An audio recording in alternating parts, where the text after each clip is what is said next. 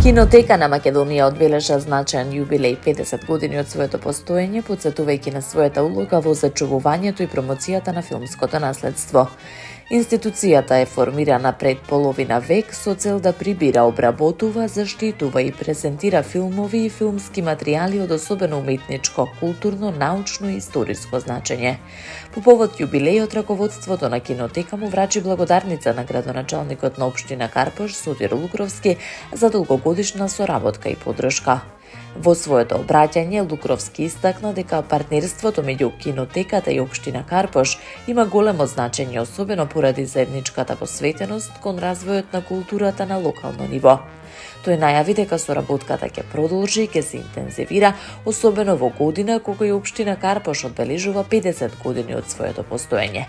Јубилејот беше искористен и како потсетник на значењето на Кинотеката како чувар на националната филмска меморија.